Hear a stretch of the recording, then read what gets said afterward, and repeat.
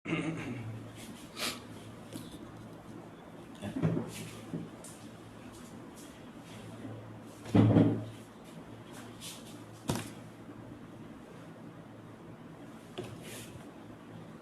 sini kita TV tak boleh. Fokuskan whiteboard saja.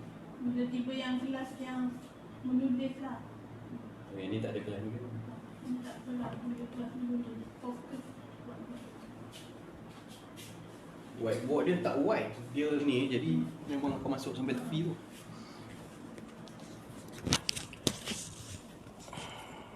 Bismillahirrahmanirrahim. Assalamualaikum warahmatullahi wabarakatuh.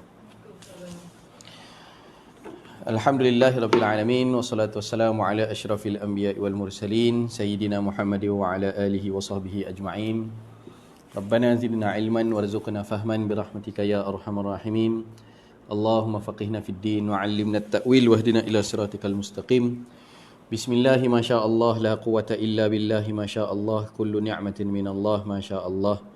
Al khairu kulluhu biyadillah ma syaa Allah la yasrifu as-su'a illa Allah. نوينا التعلم والتعليم والتذكر والتذكير والنفع والانتفاع والإفادة والاستفادة والحث على التمسك بكتاب الله وسنة رسوله والدعاء إلى الهدى ودلالة على الخير ابتغاء وجه الله ومرضاته وقربه وثوابه سبحانه وتعالى آمين اللهم آمين. Alhamdulillah, syukur pada Allah dapat sama-sama lagi kita pada pagi ini. Kita sambung pembacaan kitab 40 hadis akhlak mulia. Sebelum itu saya sharekan dulu kelas kita pada pagi ini untuk sahabat-sahabat kita lain di Facebook untuk dimanfaatkan bersama.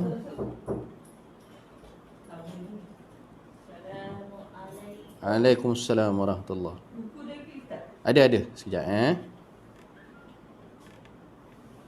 kita sharekan sekejap.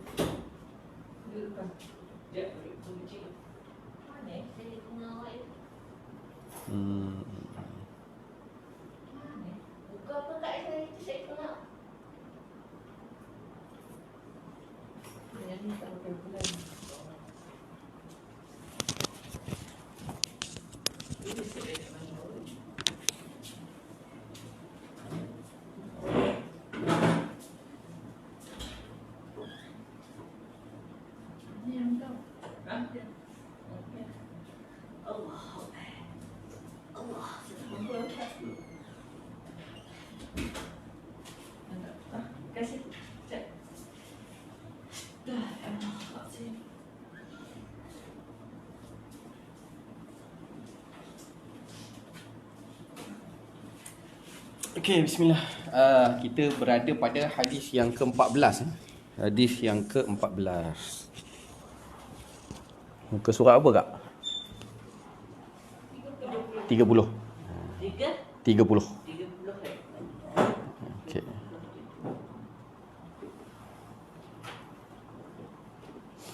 Okey, ahlan wa sahlan juga kepada sahabat-sahabat yang lain yang menonton kita di Facebook. Mudah-mudahan kita mendapatkan keberkatan daripada Allah Ta'ala, insyaAllah. Saya ingat sikit. Baik. Qala al-musannifu hafizahullahu ta'ala wa nafa'na bihi wa bi'ulumihi wa ulumi masyayikhina fid daraini amin. Tajuk kita pada pagi ini adalah seimbang dalam tindakan. Maknanya seimbang itu kita hidup dunia ni ada hubungan vertikal, ada hubungan horizon. Ada hubungan yang kepada Allah Subhanahu Wa Taala dan ada hubungan kepada makhluk. Hablum minallah, hablum minan nas. Jadi hidup nak jadi orang soleh. Nak jadi orang soleh itu, siapa dia orang soleh? Orang soleh itu adalah man adda haqqallah wa haqqal makhluk. Dia adalah orang yang tunaikan hak Allah dan juga tunaikan hak makhluk. Jadi kena seimbang. Dia tak boleh bias kepada salah satu saja. Maknanya dia tunaikan hak Allah tapi hak makhluk dia tak kisah. Jadi itu belum soleh lagi. Ataupun dengan makhluk dia cukup baik, tak ada pernah buat pasal dengan orang. Maknanya orang pun puji hidupnya, sangat memudahkan orang, menyenangkan hati orang, tapi tak semayang. Kan? Maknanya dia tak seimbang. Tak seimbang dengan orang, dengan makhluk dia bagus sangat. Semua orang pun kata dia baik. Kan? Tapi dengan Allah tak diberikan hak dia. Dia tak solat, tak puasa, tak jaga hukum hakam agama. Maka ini yang kita nak bahaskan dalam hadis ini. Untuk jadi seorang yang soleh, maka perlu dia seimbang dalam tindakan dia dalam menunaikan hak Allah dan hak makhluk. An Abi Muhammad Abdullah ibni Amrin ibni Al-As radhiyallahu anhuma qala Rasulullah sallallahu alaihi wasallam, alam ukhbar annaka tasumun nahar wa taqumul lail. Qultu bala ya Rasulullah.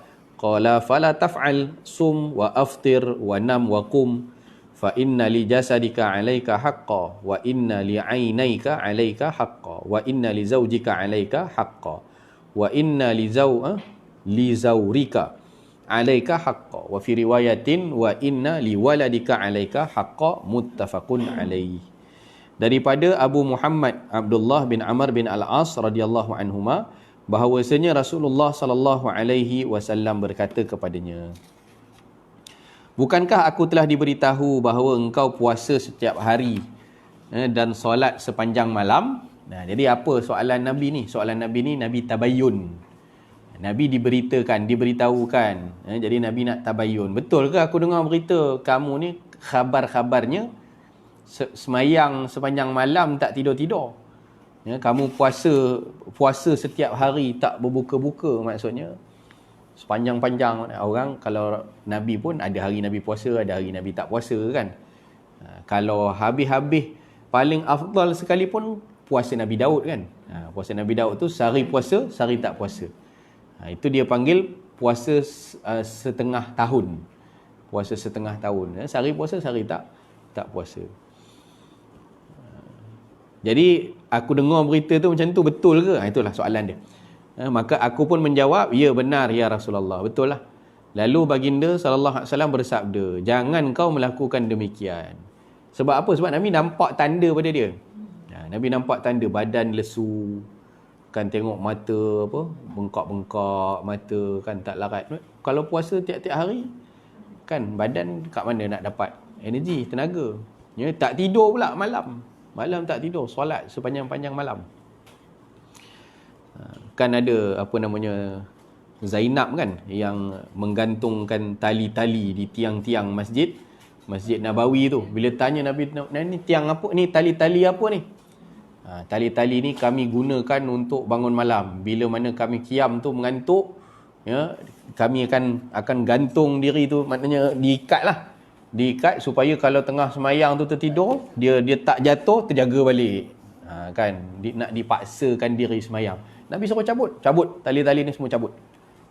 Jangan buat perkara di luar daripada kemampuan. Kalau ngantuk tidur, segar semayang, ngantuk tidur. Kan, jadi macam tu. Sama juga sahabat ni, dia paksakan diri dia sampai nampak pada diri dia tanda-tanda badan lesu, mata pun lebam-lebam kan, tak tidur malam. Jadi betul ya Rasulullah, aku buat macam tu. Jadi Nabi kata, jangan kau melakukan demikian. Engkau kan manusia. Istilah dia lah. Istilah dia. Kalau begitu kan, itu unsur begitu kan unsur malaikat. Malaikat tak makan, tak tidur, tak penat kan. Itu kerja malaikat. Jadi itu unsur malaikat. Engkau ni ada manusia ni kan, dia ada banyak unsur. Dia ada unsur kebinatangan, ada unsur liar dia, kan, buah dia, ada unsur iblis dia. Jadi unsur-unsur itu diraikan, kan, tu Nabi bagi tahu lagi di bawah tu, didetailkan lagi tentang hak itu.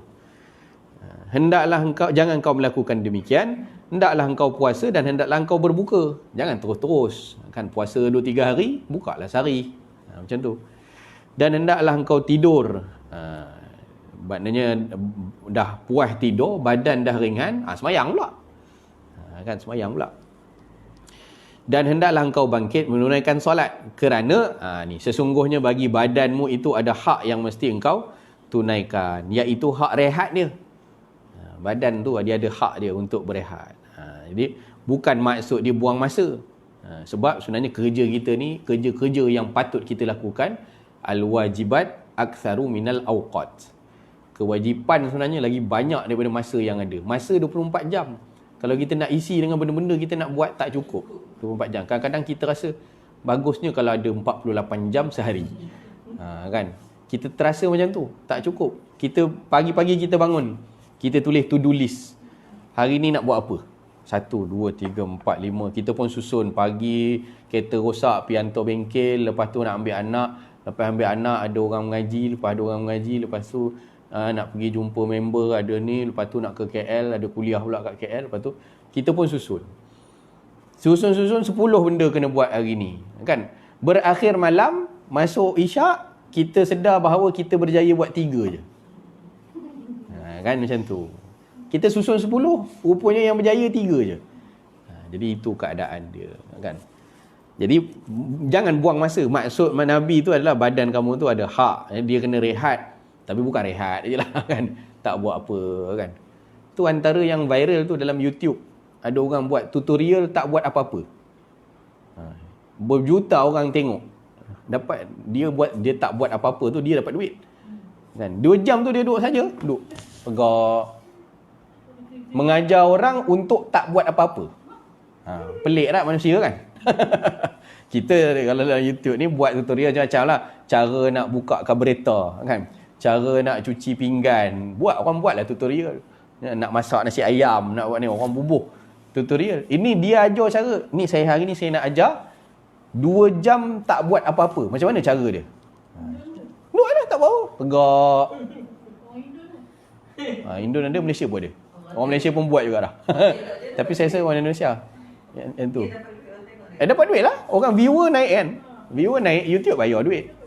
Sebenarnya dia bukan tak buat apa-apa. Tak buat apa-apa dia tu adalah marketing. Untuk jana duit dia. Itu je. Yang penting nak bagi orang tengok video dia, kan. Dia pelik ni, apa dia buat, kan. Yang dia buat tu satulah 2 jam tak ada buat apa, buang masa. Yang tengok tu lagi buang masa. Kan. Aku gagah ni tengok sampai habis, nak tunggu betul ke 2 jam ni dia tak buat apa-apa, kan. Gagah tunggu. Yang gagah tu lagi pening. Jadi bukan rehat saja. Sebenarnya kita tanggungjawab kita sangat banyak. Banyak sangat nak buat. Dan sesungguhnya bagi kedua matamu ada hak yang mesti engkau tunaikan. Mata, kan, kita kalau belajar kelas straight 2 jam pun mata dah macam tu dah, kuyu dah, kan, dah ngantuk-ngantuk. Dia kena rehat, mata kena pejam, tidur, kan. Dan sesungguhnya bagi isterimu ada hak yang mesti engkau tunaikan. Dia solat sepanjang malam. Apa fungsi isteri tu? Isteri tu datang, abang, saya ni bukan tunggul. Kan, abang dengan tikus jadah abang saja. Saya pun ada hak saya. Nafkah kena bagi, nafkah batin isteri, kan. Perhatian isteri kena dibagi. Maka Nabi ceritakan, ni isteri kamu ada hak. Kalau kamu nak macam tu, patut jangan kahwin daripada awal. Kamu kahwin dengan dia, betul kamu zalimi dia. Kamu abaikan dia, buat tak tahu pada dia. Tak boleh. Isteri kamu ada hak yang mesti kamu tunaikan. Sebab tu Nabi bagikan malam Nabi kepada 3. Satu kepada rehat, yang kedua untuk isteri, dan yang ketiga untuk peribadi, ibadat. Kan, untuk ibadat. Rehat tu peribadilah sebenarnya. Rehat tu bahagian Nabi. Bahagian rehat tu Nabi bahagi lagi. Yang tadi untuk ibadah pertama, yang kedua untuk isteri, yang ketiga untuk rehat. Yang rehat tu Nabi kurangkan sikit. Rehat Nabi sebahagiannya dibagi pada ahli-ahli parlimen. Ahli parlimen, mereka ada mesyuarat yang mereka hadir ke rumah Nabi. Waktu malam ada beberapa orang wakil-wakil kampung, YB, Nabi jumpa. Pada waktu yang sepatutnya Nabi berehat, Nabi bagi sikit waktu tu pada mereka. Itu Nabi pecahkan malam macam mana. Okey. Dan sesungguhnya bagi isterimu dan sesungguhnya bagi tetamu yang datang menemuimu ada hak yang mesti engkau tunaikan, kan. Kalau puasa straight manjang-manjang, tamu kan kita nak jamu makan. Takkan nak suruh tamu makan kita tak makan sama. Kan, tamu datang. Jadi tetamu pun ada hak dia nak diraikan makan. Dia kata, "Tuan makanlah sekali." "Tak apa, saya puasa." Satu, kan. Dah dia pun tak apa sedap. Tak sedap lah saya makan, tuan tak makan. Satu. Yang kedua, orang buat kenduri. Kalau puasa sepanjang-panjang hari tak buka-buka, orang panggil kenduri, saya minta maaf, saya tak boleh datang. Sebab saya puasa. Jadi, ya bila yang awak tak puasa, saya buat hari awak tak puasa lah. Tak ada hari yang saya tak puasa. Dah sudah. Jadi, tidak meraihkan hajat orang, kan. Jadi, itu bahagian daripada hak-hak orang yang patut ditunaikan. Orang buat kenduri kena datang. Dan dalam riwayat yang lain ada disebutkan, sesungguhnya bagi anakmu ada hak yang mesti engkau tunaikan. Dia anak pun begitu jugalah. Maka kita ni sebagai seorang hamba kan, hamba memang banyaklah kerja dia. Orang yang tak ada kerja namanya orang ghafil, orang yang lalai. Jadi orang tahu sebagai kedudukan dia hamba, memang banyak kita punya tanggungjawab. Riwayat Bukhari Muslim. Baik, keterangan daripada Syekh, hadis ini menerangkan kepada kita pelbagai bentuk kewajipan ataupun tanggungjawab yang mesti kita tunaikan. Ada kewajipan yang mesti dilakukan terhadap Allah, seperti solat dan puasa. Dan ada pula kewajipan yang mesti kita tunaikan sesama manusia, seperti bergaul baik dengan isteri, mendidik anak, layan tetamu. Bahkan ada kewajipan yang mesti kita tunaikan terhadap diri kita sendiri, seperti merehatkan anggota-anggota badan, mata, otak, tangan dan lain-lainnya. Maka hadis ini telah menjelaskan kepada kita bahawa sifat seorang mukmin yang soleh yang dikehendaki oleh Islam, iaitulah yang saya sebut tadi, menunaikan hak Allah dan juga hak makhluk. Sebab itu sebahagian ulama mentakrifkan mukmin yang soleh adalah hamba yang man adda haqqallah wa haqqal makhluk, yang tunai hak Allah, dia jaga juga hak makhluk. Dan bagi hak ni pada masa dia lah. Bagi hak ni pada masa. Contoh, masa makan. Apa hak masa makan? Nak bagi hak pada siapa? Mulut dan perut. Kan? Waktu makan tu, kita bagi hak pada mulut. Mulut nak mengunyah, perut nak kenyang. Jadi, makanlah. Ni masalah time makan, time tu dia nak menelpon pula. Kan? Sambil mengunyah, sambil menelpon. Mana itu? Tak tunaikan hak makan tu. Hak makan, mulut, selesaikan bagi perut juga kan? Line sangkut ke? Situ tak ada tulis apa-apa kan? Okey, sekejap. Saya punya ni terkeluar.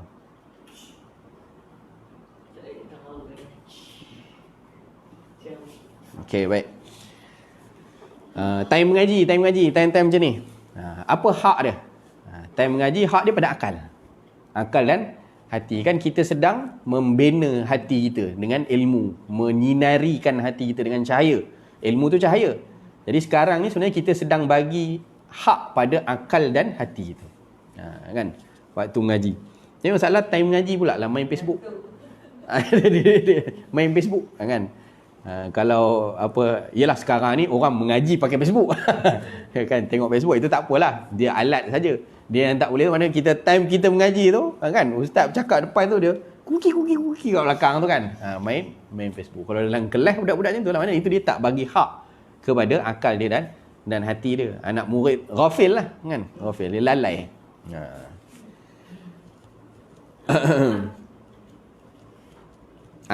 Anak sekolah kan, pendidikan anak-anak, kita dalam mendidik anak-anak, bagi hak dia apa, jangan lepas semua ke cikgu sekolah. Kan beg sekolahnya kan kita kena tengok juga, perhati apa dia bawa balik, apa yang dia bawa ke sekolah kan. Dia pula pembelajaran dia di sekolah, tanya balik macam mana, apa feedback cikgu, macam mana pelajaran kamu faham ke tak faham, mengaji dah sampai mana kan, kena kita pantau. Itu hak bagi anak dari dalam pendidikan dia kan. Jangan hak orang lain kita bagi, yang hak kita sendiri kita abaikan kan. Takut-takutlah yang bercakap banyak dengan anak kita tu bukan kita, tapi televisyen kan. Takut-takut TV yang banyak bercakap. Sekarang ni TV kurang lah ni. Ni makhluk ni kan, ngadap je. Anak saya yang kecil pun dah pandai dah selongkor beg ayah dia. Selongkor, tahu dia cari handphone abah dia kan. Bila dengar bunyi motor abah dia balik kan, cepat-cepat dia letak, dia buat soalan. Baru 3 tahun kan. Baru 3 tahun. Tanya soalan macam, abah kenapa beg ni macam tu tu. Rupa-rupa tangan belakang ada handphone abah dia, nak letak kat mana ni kan. 3 tahun dah pandai buat perangai. Dah politik dia. Tanda bijak lah. Tapi kita kena pandai pantau. Kalau dia biarkan macam tu, dia takut-takut nanti dia yang apa namanya, ada juga kawan-kawan kan, tengok anaknya berabuk cakap orang putih, Selangnya betul-betul selang macam selang orang putih tu.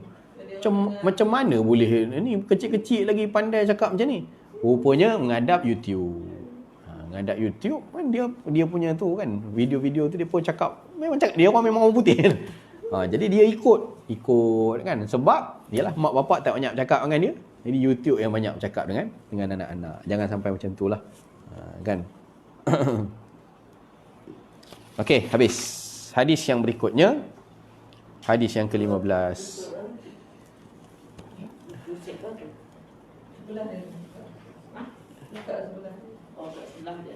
Okey. Yang baru masuk pada kita, saya ucapkan ahlan wa sahlan. Waalaikumsalam warahmatullahi wabarakatuh, yang memberikan salam. Puan Rozita, Puan Elvira dan juga Puan Siti Mahawa. Mudah-mudahan dapat manfaat kita dengan kelas pagi ini, insya-Allah. Hadis yang ke-15. Menunaikan hak sesama muslim. An Abi Hurairah radhiyallahu anhu qala anna Rasulullah sallallahu alaihi wasallam qala haqqul muslimi 'alal muslimi khamsun.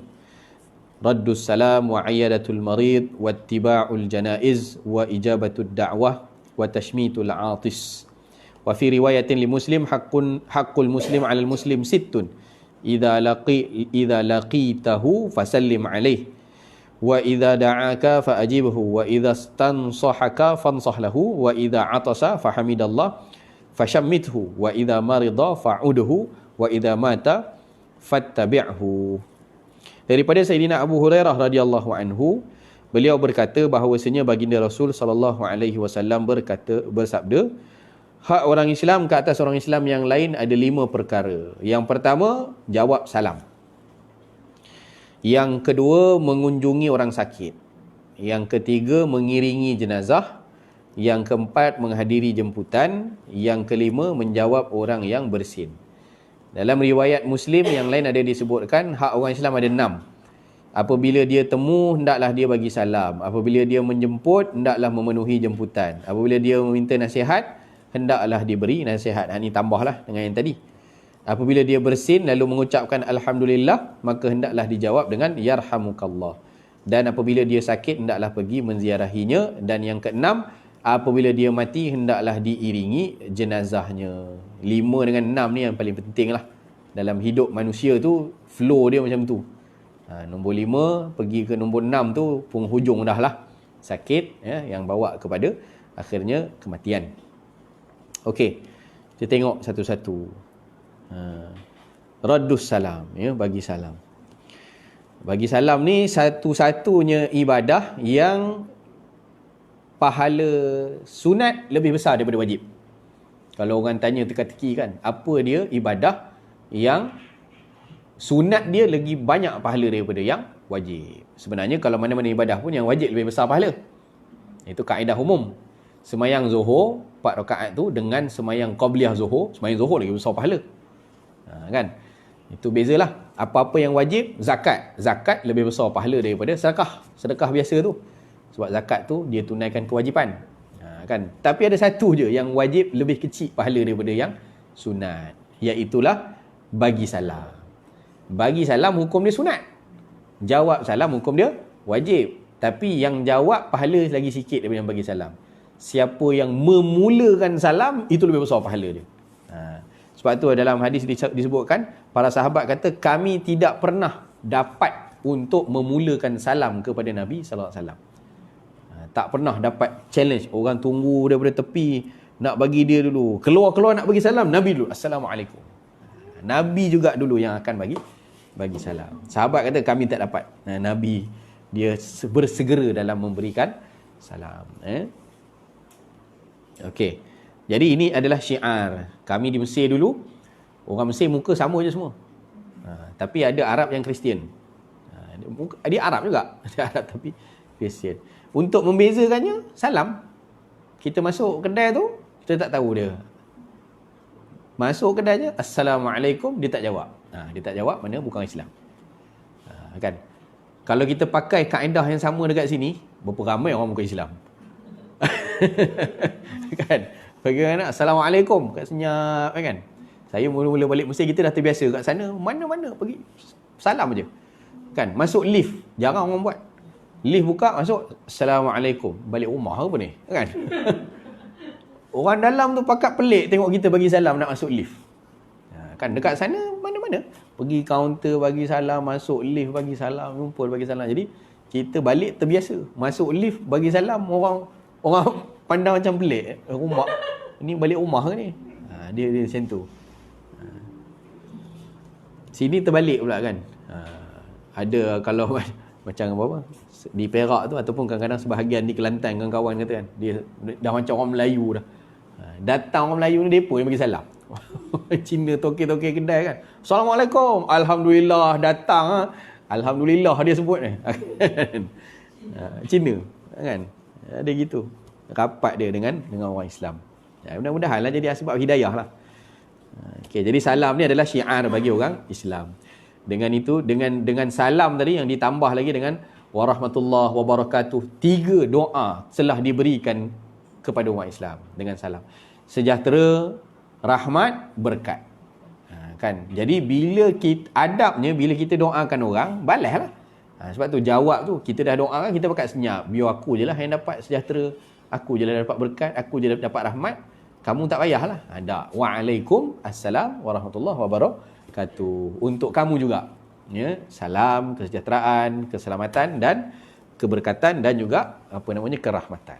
Okey. Yang kedua, iyadatul marid.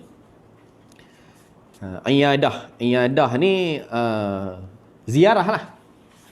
Ziarah. Kalau dalam bahasa Arab dia beza sikit, dia ada 3 istilah.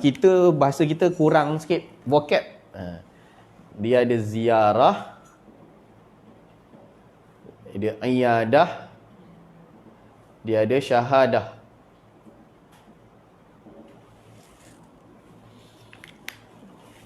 Ziarah kita pakai untuk orang sihat.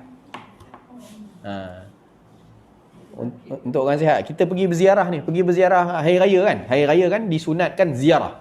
Ziarah ni pergilah, umum lah. Umum pergi ziarah. Kan? Iyadah untuk orang sakit. Dia tak pakai saya nak pergi ziarah orang sakit. Tapi sebab bahasa kita ni kurang, kan? Jadi kita akan sebut ziarah juga. Jom pergi ziarah, dengar kawan-kawan kita masuk hospital. Ziarah dia kat wad. Sebenarnya kalimah yang betulnya adalah iyadah. Jom kita iyadah dia apa ni? Orang kita tak faham. Jadi kita pakai ziarah jugalah. Dia iyadah. Kalau untuk orang sakit al-marid, iyadatul marid. Dia bukan ziyadatul marid. Ya.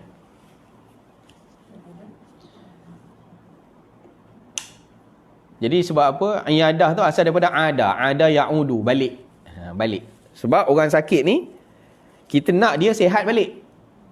Kan kita pergi ziarah dia dan kita akan ulang-ulang kan. Hari ni kita pergi ziarah dia, nanti mungkin sebulan kita ziarah lagi, tengok. Dan adab berziarah juga adalah begitu. Jangan hari-hari pergi. Dia pun ada rawatan dia, dan sebab apa kita kena selangkan juga supaya kita dapat tengok perubahan dia. Kan, lepas seminggu kita datang, kita tengok makin sihat. Nampak segar sikit ni daripada minggu lepas. Jadi itu iyadah, dia akan berulang. Ada ya'udu tu balik kan, dia balik ulang balik. Tengok. Dan orang yang sakit ni, kalau waktu dia sakit kita tak sempat ziarah, dia dah sihat, kita pun malu nak pergi ziarah dia. Kan kita terasa macam awak tu sakit dulu, kalau dah sihat kita nak jumpa dia balik kan, malulah kan. Kan. Satgi dia pun cakap aku sakit 5 hari hang tak tengok aku pun. Kalau aku mati hang menyesal tak? Kan dia tanya macam tu kan, pada kawan tu dah sihat balik lah. Tapi itulah kan, manusia kan macam itulah. Dia akan menghargai bila dah kehilangan. Kehilangan. Dengar hari tu, arwah hari tu duduk dekat wad 2 minggu. Allah, dari sehari ke sehari nak pergi tak pergi. Tahu-tahu kawan begitu, meninggal dah. Meninggal dah. Jadi waktu tu lah kita, Allah, hari tu nak pergi, patut pergi, tak pergi. Tak ada apa dah lah. Kawan dah selesai. Tinggal kita buat yang berikutnya pula lah. Kalau dah macam tu, tak sempat ziarah waktu sakit, ambillah ruang kalau boleh untuk ziarah dia waktu meninggal dunia. Waktu ziarah meninggal dunia tu, dia pergi yang ketiga. Syahadah ni untuk jenazah. Syahadatul janaiz. Dia tak panggil ziaratul janaiz, ziarah jenazah, ziarah mayat tak. Dia panggil syahadah, menyaksikan. Kalau dah meninggal. Dah meninggal dia panggil syahadatul janaiz. Kat sini dia pakai Nabi pakai istilah wattiba'ul janaiz. Mengiringi, follow lah. Follow ikut jenazah tu masa dia urus, dikafan, dia solat, kemudian hantar sampai kubur, sampai tanam. Sampai selesai. Itu ittiba'. Mengiringi jenazah. Tapi kalau kita kata saya ni nak pergi ziarah jenazah ni, kalau kalimah yang diguna pakai syahadatul janaiz. Kita tak pakai iyadatul janaiz, tak pakai. Kita tak pakai ziaratul janaiz, kita tak pakai. Ziarah ni macam Ziarah kita pergi. Ziarah kita pergi, kalau perkataan lah, ini bahasa Arab lah, penggunaan bahasa Arab. Tapi bahasa Melayu kita, tiga-tiga kita pakai ziarah. Jadi kalau orang tanya, jangan petikai pula lah. Ini orang sakit, jangan sebut ziarah. Jangan sampai macam tu. Kita pakai bahasa Melayu. Cuma kalau belajar bahasa Arab dia, kita akan gunakan yang tepat lah. Sebab bahasa Arab memang lebih luas kalimah dia. Kan, kalimah dia memang lebih luas. Okey. Yang ketiga adalah menurut jenazah, mengiringi jenazah. Jangan salah apa namanya kita panggil? Meikan tu apa? Imbuhan. Imbuhan kan kita panggil dalam tata bahasa Melayu. Jangan salah imbuhan. Ditulis ini mengiringi jenazah. Saya semalam ada baca satu kitab, ditulis itu mengiringkan jenazah. Kalau mengiringkan jenazah tu melentang, dia baring, dia tegak kan. Mengiringi tu kita ikut flow dia. Dia tengah pengurusan tu apa? Tengah mandi, maknanya kita pergi ikut tengok, mandikan, ataupun tengah diuruskan, dikafankan. Yang pentingnya yang boleh ramai-ramai join. Yang tadi mandi kafan mungkin semua orang tak boleh join lah. Ada orang yang tertentu je lah yang boleh join. Tapi solat semua boleh solatkan. Yang tu penting. Solat dan juga menghantar ke kubur. Okey. Jadi tujuan dia apa ni? Tujuan dia jadi hak kepada orang Islam yang lain. Kita pun sama fikir habuan kita nantilah. Kan hari ni kita hantarkan kawan kita ke tempat yang terakhir dia. Kan? Tapi yang kita terbalik, kita ingat hak kita tu adalah mengiringi pengantin. Yang itu kita iring, kita belarak kan. Patut yang buat macam tu jenazah. Jenazah yang itu tak wajib pun iring pengantin, tapi kita ra'i kan. Sebenarnya begitu juga dengan jenazah. Kawan kita dia dah hidup berapa lama, ketika mana dia hidup, ataupun saudara mara kita tadi, iringlah dia penghormatan terakhir, iring macam kita pengantin tadi ra'i kan. Iring. Yang hak sepatutnya itulah, belarak lah, hantar jenazah. Imam Ahmad bin Hanbal 2 juta orang semayangkan jenazah dia. Kalau kita tengok hari tu ada siapa yang banyak sebenarnya alim ulama kita, ada sebahagian tu daripada tempat disolatkan di masjid dia sampai ke kubur tak jejak tanah. Tak jejak tanah maksudnya kerana jalan atas orang. Dia pasing. Semua orang nak hantar duk atas sampai ke kubur. Mana ramai sangatlah orang yang menghantarkan jenazah. Itu adalah bahagian daripada syafaat juga sebenarnya. Syafaat juga. Okey, terus. Yang keempat ijabatud da'wah, menerima jemputan. Jemputan yang wajib hadir sebenarnya adalah kenduri kahwin sahaja. Kenduri yang lain tu boleh dipertimbangkan. Yang lain sunat sahaja. Kenduri akikah ke, doa selamat ke, kenduri arwah ke. Kalau dia buat banyak hari tu wajib datang yang first sahaja. Kalau dia banyak duit lah, dia buat kenduri kahwin tu 5 kali. Jaranglah ada orang yang buat sekali pun pening kan. Buat sekali pun jenuh cari kos dia. Jadi bila orang menjemput, maka kita hadir. Wajib tu pun tertakluk kepada kalau memang ada keuzuran kita bagi tahu dia lah. Tak, maaf saya tak dapat datang. Hari tu saya ada 3 kenduri dan kenduri tu adalah anak saudara saya. Jadi saya tak dapat nak hadir. Saya pergi sana ya. Saya doakan kebaikan untuk awak. Mudah-mudahan lancar tahniah anak kahwin. Tak apalah. Okey.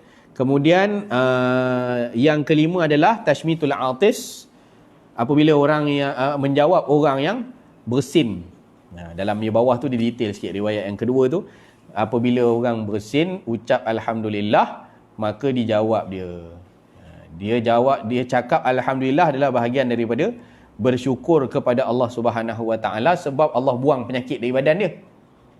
Alhamdulillah. Hasyum, keluar kan. Kemudian kita yang tengok orang berzikir pula, kita doakan dia pula. Yarhamukallah. Allah rahmati kamu kerana kamu ingat Allah dan kamu mengingatkan aku kepada Allah. Kan? Jadi kita doalah, saling doa mendoakan, itu adalah baik, ya.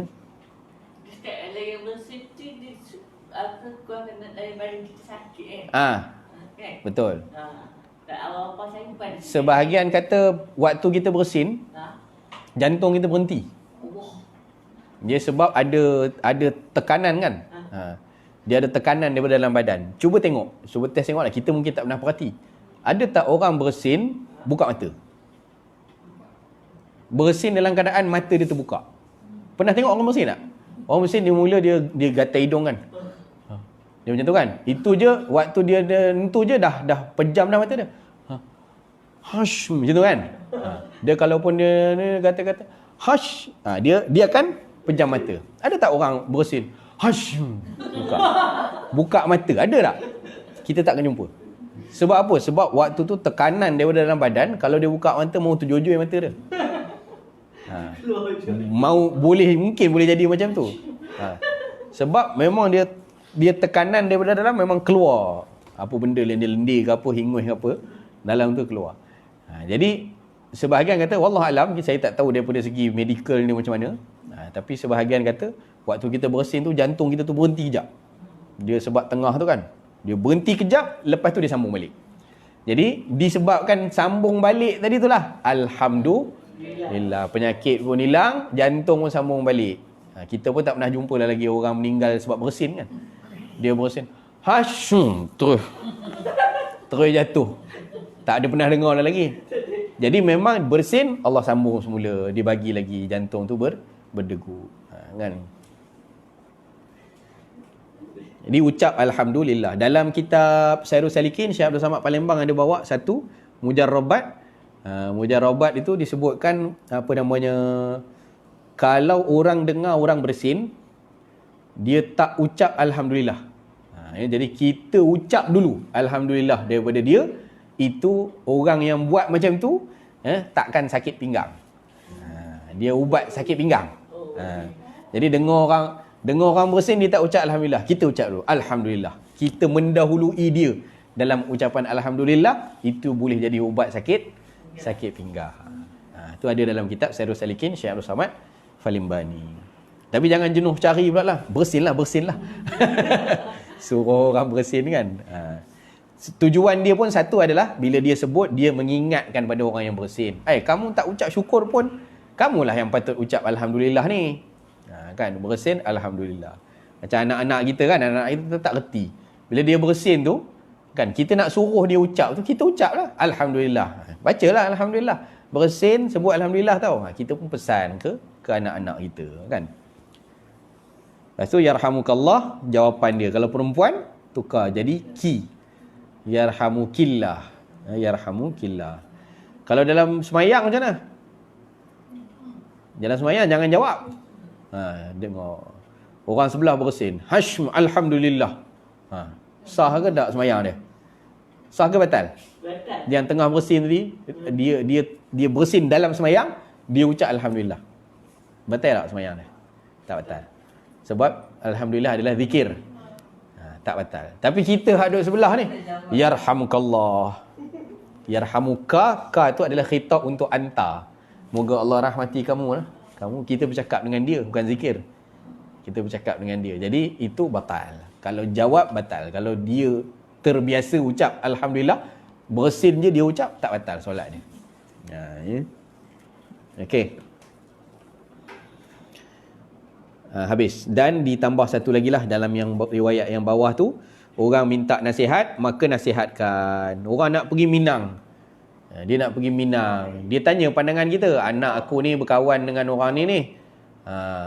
Kamu kenal tak? Ni satu taman dengan kamu ni kan. Aku kalau ni aku nak pergi Merisik. Jadi tanya pandangan dia. Dia kata kalau ikutkan budaknya baik, biasa dengan kami di surau apa semua. Jadi dia minta nasihat, kita bagilah nasihat. Kan. Dalam satu hadis Nabi SAW sebut al-mustashar mu'taman. Orang yang diminta syura, dia adalah orang yang diberi amanah. Al-mustashar mu'taman. Kan orang yang diminta pandangan lah. Saya nak tanya sikit ni. Saya ni nak sambung belajar. Kan. Saya nak ke Mesir ke, nak ke Jordan. Saya nak ke Syria ke, nak ke Turki. Contoh kan. Dia tanya, saya bagi pandangan daripada sudut, saya lah yang pernah belajar Mesir. Saya ngaji Mesir dulu macam ni, macam ni, macam ni, macam ni. Tapi ada juga kawan kata ngaji kat Syria, macam ni, macam ni, macam ni. Dah, itu je lah saya punya pandangan. Dia minta nasihat, kita bagilah nasihat. Kan, apa-apa saja bentuk. Sebab orang yang diberi, diminta pandangan itu adalah mu'taman. Ada satu hadis Nabi kan, ada sahabat ni memang dia muliakan sangat Rasulullah. Namanya Abul Haytham. Abul Haytham. Dia apa-apa semua dia minta Rasulullah yang pilihkan untuk dia. Kan? Jadi bila datang, Nabi datang dengan sahabat Sayyidina Abu Bakar, Sayyidina Umar, dia datang dihidang setandan kurma. Nabi kata, apa banyak sangat ni? Dia kata, ya Rasulullah, engkau pilih. Aku tak nak buat pilihan untuk engkau. Engkau sendiri yang pilih. Kan kau pilih yang mana kau nak yang muda, dalam ni ada yang muda, yang basah ada yang basah, yang ada yang ni. Kan? Lepas tu dia nak pergi sembelih kambing pula. Sembelih kambing, Nabi siap pesan awal-awal. Jangan sembelih kambing yang bawah umur gini-gini. Takut-takut pakai dia sembelih semua pula. Suruh Nabi pilih. Yang mana daging yang kau nak. Takut macam tu. Lepas tu Nabi kata, kamu aku tengok kerja dekat kebun ni, tak ada pembantu. Tak ada hamba je. Tak ada. Tak apalah, nanti kalau dapat tahu aku ada dapat tawanan perang, kamu datang ambil seorang hamba pekerja untuk kerja dengan kamu. Jadi dia dapat tahu satu ketika yang lain Nabi ada tawanan perang. Dia pun datang kemudian Nabi suruh pilih, ni ada 2 orang ni. Ni ada 2 orang, ambil lah yang mana-mana yang kamu nak. Jadi Abul Haytham sekali lagi, ya Rasulullah, apa pandangan kamu? Kamu pilihkan untuk aku. Kamu pilihkan untuk aku. Jadi Nabi bagi tahu, ni antara 2 orang ni, yang ni banyak solat. Ini banyak solat. Jadi Nabi suruh pilih yang itu, kan? Jadi kemudian Nabi sebutkan juga kalimah tadi, al-mustashar mu'taman. Aku dah diberi amanah, maka aku jalankan amanah aku untuk bagi pandangan. Aku nampak dia ni lebih banyak solat dia, kuat solat banding daripada orang ni. Jadi seorang pekerja yang baik adalah pekerja yang menjaga solat. Nak cari pekerja macam tu. Jangan cari pekerja yang tak semayang, jenuh, kurang keberkatan pada tempat kerja kita. Habis keterangan. Hadis ini menyebutkan beberapa hak yang mesti ditunaikan antara sesama Muslim. Hak-hak ini dilihat dari sudut fiqahnya. Ada yang wajib seperti jawab salam dan menghadiri jemputan kahwin. Yang lain sunat. Walaupun perkara-perkara ini tidak semuanya wajib, tapi sangat dituntut kerana keakraban dan kemesraan dalam pergaulan sangat bergantung kepada pelaksanaan hak-hak ini, terutama dengan sahabat handai ataupun kaum kerabat kita sendiri. Orang sakit berasa besar hati dan merasakan sedikit keringanan daripada penyakit yang sedang dialaminya apabila diziarahi oleh kaum kerabat dan sahabat handai. Memang kalau kita kan pernah masuk hospital, kalau pernah duduk kat hospital, kalau duduk dekat ward sorang-sorang, makin sakit rasa. Tapi kalau ada orang-orang yang kita sayang datang ziarah, kawan yang memang kita nak sangat jumpa, datang tu, sampai ada perkataan kita tu apa? Kita kata, Allah rasa sihat sikit aku tengok engkau datang. Rasa sihat sikit tengok engkau datang. Kan, jadi dia rasa ringan sikit. Hatta ada dalam hukum fiqah, orang yang macam ni tadi, yang dia menyebabkan rasa ringan orang yang sakit, dia diberi uzur untuk tidak solat Jumaat. Orang lelaki patut dia wajib sembahyang Jumaat. Tapi dia bila datang ke orang sakit ni, orang sakit ni kata, boleh tak jangan balik dulu. Aku bila engkau ada ni aku sihat sikit badan. Tolong ni dulu, duduk sama-sama dengan aku sekejap boleh? Aku nak kena sembahyang Jumaat ni. Dah tengah hari Zuhur, hari Jumaat ni. Dia kata, tapi aku sedih sangatlah kan. Kalau engkau balik ni aku sedih sangat. Dia tadi tu, orang tadi tu dibenarkan untuk uzur hadir solat Jumaat pada hari itu. Kan? Sampai macam tu sekali lah, maknanya nilai dia kan. Nilai dia. Okey. Begitu pula tuan kenduri akan berasa besar hati dan riang gembira apabila jemputannya diperkenankan oleh kawan-kawan dan kaum kerabat. Jadi iyalah, tuan rumah dia jemputan, dia ikut bajet dia, saya jemput 500 orang. Dia jemput 500 orang. Tiba-tiba cuba semua yang mendapat jemputan itu memikirkan perkara yang sama, iaitu alah, jemputan ni tak wajib pun, datang boleh, datang pun boleh, tak datang pun boleh. Kan bayangkan 500 yang dia jemput tu semua berfikiran sama. Tak apalah kot, kalau aku tak datang, orang lain datang. Kalau aku tak datang, orang lain datang. Jadi kalau 500 tu dia sedia makan, tak ada siapa datang, apa perasaan dia? Oh, sedih lah. Kan kita buat kenduri, kita cuma risau tak cukup. Kan kita cuma risau tak cukup, itu benda biasalah. Orang ramai datang. Tapi yang lebih malang, kalau panggil kenduri tak ada seorang pun datang. Kan, jadi memang kenduri itu akan menjadi bila ada orang yang makan. Maka kita bila hadir kenduri, kita tolong makan. Tolong makan. Sebab kita telah melaksanakan hajat dia. Jadi dia gembira. Kan kalau habis makanan, oh seronoknya. Kan? Kalau dapat pula dia bagi-bagi lagi, buat berkat apa semua, okey lah. Begitulah juga ketika memberi salam, mengiring jenazah, jawab orang yang bersin dan menasihati. Semuanya kita akan pantul. Hari ni kita hantar jenazah orang. Kita fikir besok bila kita mati, siapa hantar jenazah kita? Kita pun harap orang hantar jenazah kita juga. Hari ni kita doakan orang, satu ketika kita juga perlukan doa daripada orang lain. Hari ni kawan kita minta nasihat, kita bagi nasihat. Kadang-kadang sampai satu masa kita membuntu, kita pun perlu nasihat orang. Maka kita pun minta dia. Perkara tu akan rotate, ulang-ulang. Apabila masyarakat Islam keseluruhannya menunaikan segala perintah ini, maka kemesraan, perpaduan, kerjasama akan wujud dalam masyarakat dan semua anggota masyarakat akan lebih merasakan nikmat Islam dan iman yang telah dibawa oleh baginda Rasul sallallahu alaihi wasallam. Okey, habis. Cukup dah tu. Ada soalan ataupun sesuatu yang nak dibincangkan, sahabat-sahabat kita di Facebook juga boleh, kalau ada apa-apa soalan untuk diutarakan, boleh tuliskan di ruangan komen, insya-Allah. Kalau sempat saya jawablah. Kalau kita perempuan tu kadang-kadang tak pergi. Boleh pergi, tapi kena jangan ada ikhtilat lah. Kadang-kadang tu orang perempuan pun lebih juga sampai ke depan. Dia orang lelaki yang akan uruskan penanaman tu. Dia boleh hearing di belakang. Boleh lah duduk doakan daripada belakang, okey. Jangan dia sibuk-sibuk masuk sampai ke depan-depan.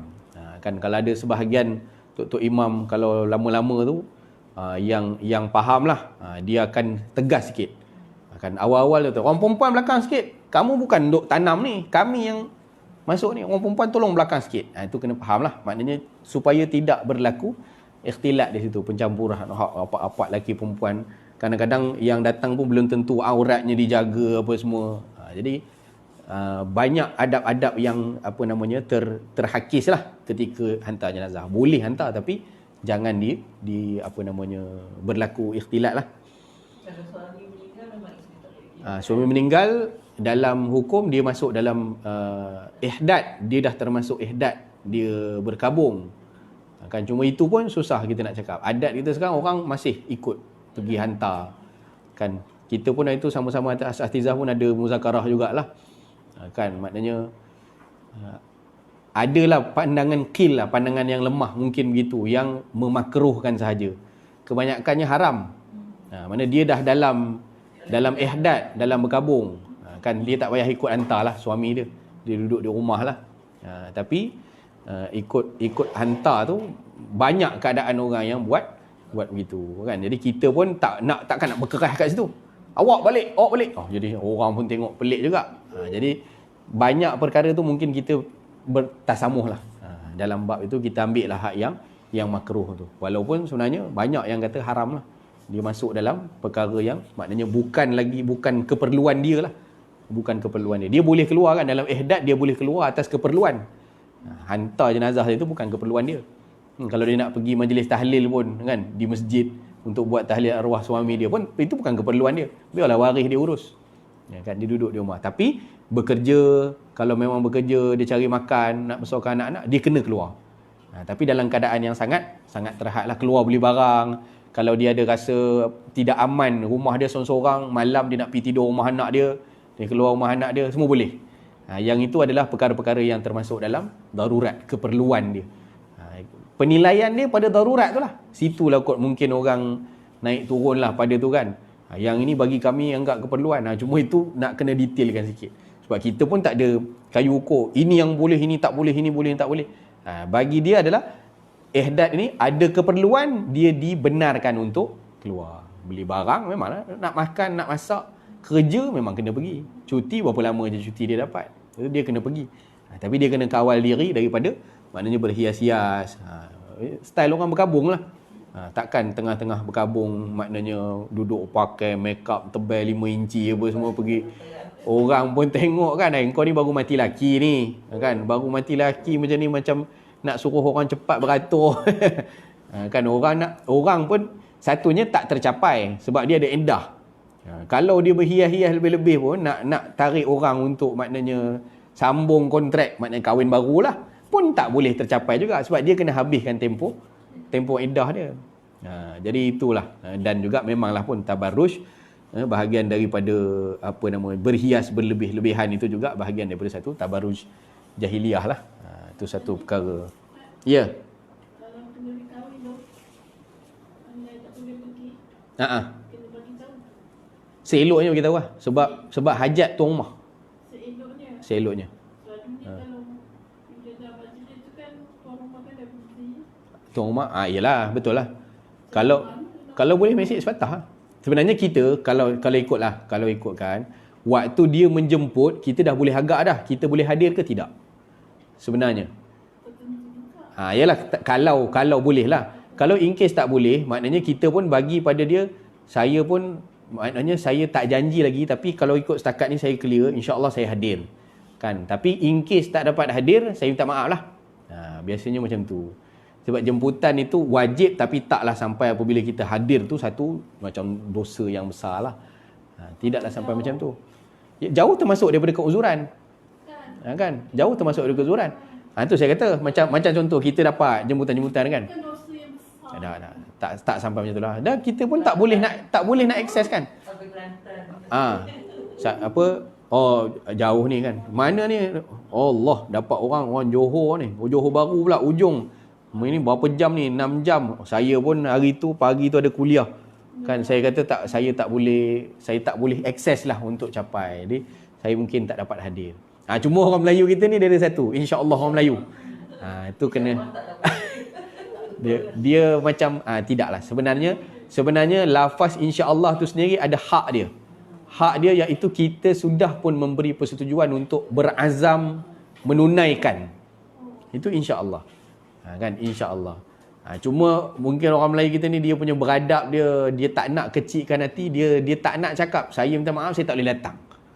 Jadi bila dia kata macam tu, dia macam memberi harapan lah. Memberi harapan. Walhal dalam hati dia memang dia tak nak datang, itu yang tak boleh. Tapi kalau kes tadi, kita pun agak macam boleh. Tapi saya pun tak tahulah apa yang berlaku akan datang, boleh ke tak boleh. Yang itu kita sebut, insya-Allah kalau tak ada, kita bahasa Melayu kita pakai, kalau tak ada aral melintang kan. Aral melintang ni, aral ni saya tak tahu benda, tapi benda yang menghalang lah. Melintang tu dia duduk depan kita, halang tak boleh pergi.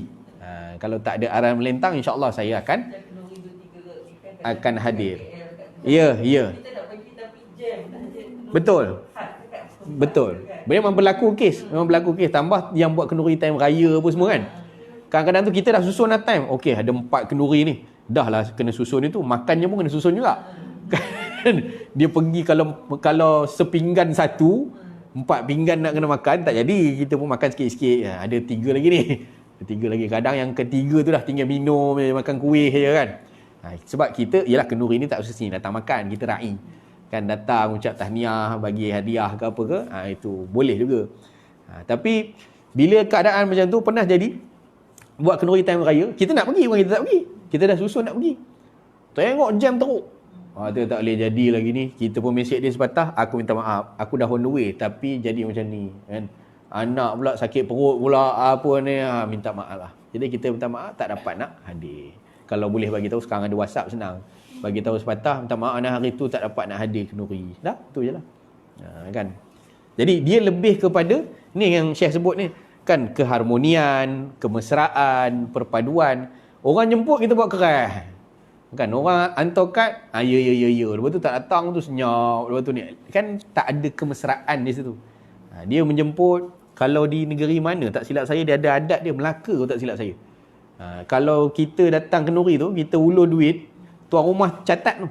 Dia buka sampul tu, dia catat. Haji ni 300. Dia catat ada buku log, tak silap saya Melaka. Ya. Sebenarnya konsep dia konsep kutu. Konsep dia apa? Konsep dia besok engkau buat kenduri, nanti aku pulang balik. Engkau bagi banyak sekarang kan kenduri aku ni aku dapat selesaikan kenduri aku.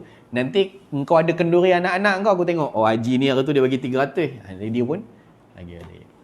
Tu cara orang Melaka. Saya pernah dengar lah. Saya tak tahu adat tu masih diteruskan lagi ke tidak. Kan?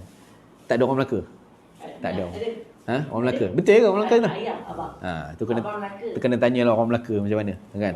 Abang Melaka. Haji seorang dia yang tipe kawan dia 5. Mana? Okey. Ayah orang Melaka.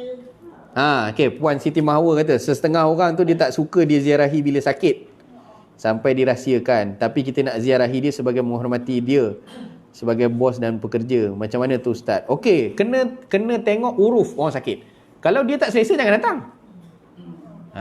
Itu je. Dia sebab macam kita cakap tadi kan, orang yang dia tengok muka kita, dia seronok waktu sakit. Waktu tu siap dapat pelepasan sembahyang Jumaat lagi. Diberi kelepasan. Tapi antara adab orang sakit juga adalah tidak berlama-lama menziarahi dia. Kan datang ziarah sebenarnya nak tanya khabar saja. Kalau dia tak selesa, dia nak buat rawatan sepanjang hari, dia aurat dia kena buka. Contoh kan, dia tak selesa lah orang datang. Dia kata boleh tak, selalunya kadang-kadang waris akan cakap kan, tambah kalau orang-orang yang ada soho sikit kan, dia kata setakat ni jangan ziarah dulu ya. Waris ada sebut jangan ziarah dulu. Kita faham. Jangan buat gagah juga. Ada juga jenis orang bila dah kata jangan tu pun, saya dah datang ni, dia datang tak bagi tahu kan. Lepas tu jadi adabnya adalah kita mesej dulu sepatah tanya. Kalau tak balas pun tunggu je. Kadang-kadang kita macam tu, kawan kita ni apa semua kan. Orang nak ziarah ni bertalu-talu mesej masuk. Kan sahabat saya yang meninggal baru ni, seminggu 2 minggu sebelum daripada beliau meninggal, handphone dia dah tak tepi dah. Dia tutup, dia tak nak tengok dah handphone. Sebelum tu orang orang mesej nak ziarah. Dia penat. Ada keadaan dia penat. Jadi kita tengok juga. Memang adab dia, kita kena tengok kan. Kalau dapat izin untuk hadir, okey. Ataupun kawan kata aku dah pergi ziarah semalam. Dah pergi ziarah semalam, dia nampak okey lah. Tapi dia pun cakap kalau ada staff-staff nak pergi ziarah, cuma bagi tahulah dulu. Kan bagi tahu dulu. Jadi kalau dah dia cakap macam tu, pergilah. Tapi kalau dia tak selesa, janganlah. Orang yang ada penyakit berjangkit tidak digalakkan diziarahi. Macam mana Ustaz kita nak menggembirakan dia dari segi syarak? Okey, memang tak boleh lah. Itu bergantung pada pakar. Doktor kata tak boleh. Yang tu memang lagi lah. Jangan buat tumbuk doktor pula. Saya nak masuk juga. Memang tak dapat lah. Tengah-tengah sakit dia tu ada perkara-perkara. Macam kadang-kadang tempat yang orang sakit kanser, budak tak boleh masuk. Kita gagah, anak saya nak masuk, saya nak letak mana? Bawa juga anak buat apa? Dah kan tempat tu benda yang area yang bahaya. Tak boleh. Tempat berjangkit tak boleh. Kan dia ada kuarantin khas dia. Anak saya dulu kena rotavirus. 3 kena. Sebab apa? Sebab saya dengan isteri saya kena jaga. Jadi anak kena bawa juga. Bertukar. Masa tukar giliran tu, bawa juga. Rupanya waktu yang dia masuk tu, ke tempat abang dia kena tu, dia kena pula. Jadi abang keluar, balik, kena pula yang kakak di rumah. 3 tu dalam 3 minggu saya berulang-alik sedang. Kan keluar seorang, masuk 2 orang, keluar balik seorang, masuk balik. Isteri saya pula sarap mengandung waktu tu rotavirus. Jangkit. Jadi penyakit baru tu. Dia tak ada ubat, flush je. Dia kena minum je. Cirit teruk. Cherry berry. Cherry berry yang sangat teruk. Sangat teruk. Last sekali saya kena. Dah lepas anak 3 keluar, saya kena. Nasib baik lepas habis semua baru. Memang itu je. Lepas tu saya kena timbang pampers anak.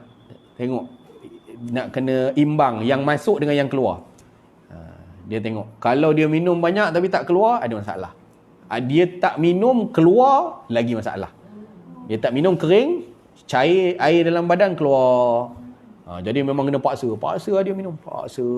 Lepas tu dia berak tu, pampers tu saya kena timbang.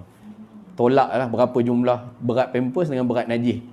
Jadi dia nak balance air yang masuk berapa ons, najis yang keluar berapa kilo. Tak ada sampai kilo lah, gram kan. Itu 3 minggu pening saya. Pening saya. Okey, jadi tadi macam mana nak menggembirakan dia kalau kita tak boleh ziarah dia? Doa. Gembirakan dia dengan doa. Mesej lah dia sepatah, dia ada handphone. Kata, aku dapat dengar berita kau ni, mudah-mudahan Allah mudahkan kesembuhan kau. Kan, bagi kesabaran pada anak beranak. Kan, mesej pula isteri dia, boleh bagi nombor akaun, nak pergi transfer sikit sumbangan. Boleh, itu menggembirakan dia. Doa itu juga paling lah. Sebenarnya yang kita pergi ziarah tu pun tujuan dia nak doa juga. Dia nak doa juga. Sebab kita pun bila sakit pun kita mengharapkan juga doa kawan-kawan kita. Itu yang kita sebut syafakallah, syafahullah, kan? Mudah-mudahan Allah Ta'ala menyembuhkan. Kalau orang putih dia GWS, get well soon. Dia GWS je. GWS. Doa khas ada? Doa dalam hadis disebut as'alullahal azim rabbal arsyil azim an yashfiyahu. InsyaAllah nanti saya cuba tuliskan. Dia ada kalau tenat lain pula. Kalau tenat nazak kita bacakan surah Ar-Ra'd. Surah Ar-Ra'd. Kemudian kalau kita pergi ziarah dia, sebut pada dia tuhur insya-Allah. Itu paling senang. Tuhur. Taha wa ra, tuhur. Tuhur ni istilah asal dia tuhur ni jadi mudah-mudahan sakit ini menjadi penyuci kepada segala dosa. Itu maksud asal. Tuhur tu kan taharah kan, suci kan. Jadi kamu sebenarnya sakit ni, ini waktu Allah nak delete dosa-dosa kamu. Kan. Tapi kena hati-hatilah. Kalau kita cakap Melayu tu, dia punya boleh disalah erti kan. Dan satgi kita pula pakai ayat kan, kamu ni sebenarnya memang banyak dosa sebab tu sakit. Dia takut salah faham macam tu. Jadi ini sebenarnya Allah nak angkat darjat. Ayat-ayat macam tu lah kita ucap dalam masa liur, tak apa. Tuhur insya-Allah kan. Kalau salafun salih mereka risau kalau tak sakit. Sekian lama tak sakit, dia risau. Maknanya aku takut tak ada ruang dosa-dosa aku diampun oleh Allah Ta'ala. Dia takut.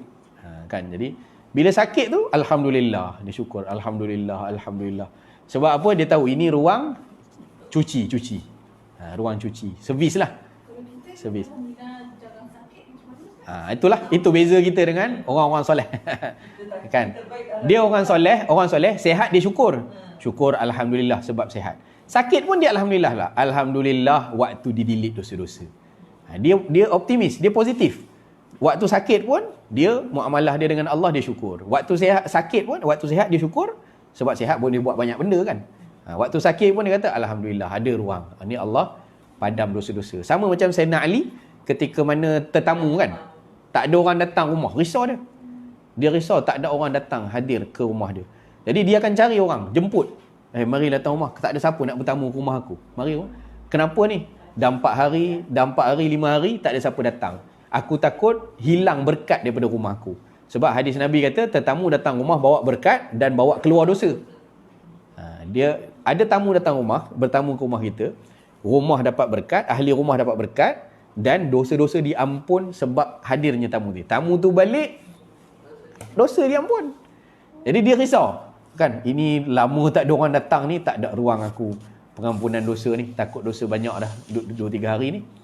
Jadi dia cari orang untuk, maknanya marilah bertamu ke rumah aku, jamulah sikit kan, biskut Mary ke apa ke.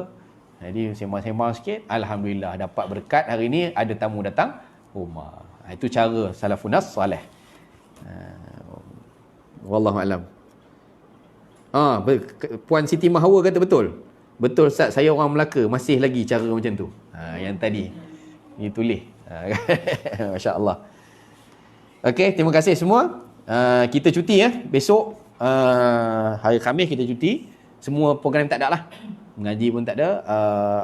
Kelas bahasa Arab kita pun tangguh dulu. Cuma saya memikirkan yang kelas online Sabtu Ahad. Sebab cuti ni, cuti yang sampai hari Isnin ni, cuti sekolah. Cuti sekolah.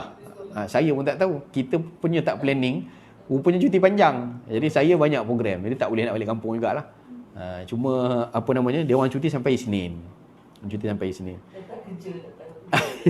Nanti saya pula dah kerja sendiri kan. dah tak kerja dengan orang, handle sendiri-sini je. Ya. Iyalah. Jadi nanti saya akan maklum kat grup lah. Tengok macam mana. Cuma besok dan hari Jumaat memang kosong lah. Tak ada apa. Cuma Sabtu Ahad tu mungkin yang kelas online tu ada. Okey, wallahu alam. Sallallahu ala sayyidina Muhammad wa ala alihi wa sahbihi wa baraka wasallam. Bismillahirrahmanirrahim. Alhamdulillahirabbil alamin wassalatu wassalamu ala asyrafil anbiya wal mursalin wa ala alihi wa sahbihi ajma'in. Rabbana anfa'na bima 'allamtana, rabbi 'allimna alladhi yanfa'una wa zidna 'ilman wa amalan salihan. Allahumma ijma'na ma'al habibil mustafa rasulillah sallallahu alaihi wasallam fi jannatika jannatil firdaus ya arhamar rahimin. Rabbana atina fid dunya hasanah wa fil akhirati hasanah wa qina adzabannar. Wa sallallahu ala sayyidina Muhammadin wa ala alihi wa sahbihi wa baraka wasallam. Walhamdulillahi rabbil alamin. Amin ya rabbal alamin. Terima kasih semua yang hadir dan juga yang menonton kita di Facebook. Jazakumullah ala husni istima'ikum. Assalamualaikum warahmatullahi wabarakatuh. Afwan. Zazai kena tak? Tak, hari ni tak ada ngaji, boy. Tak ngaji? Ha.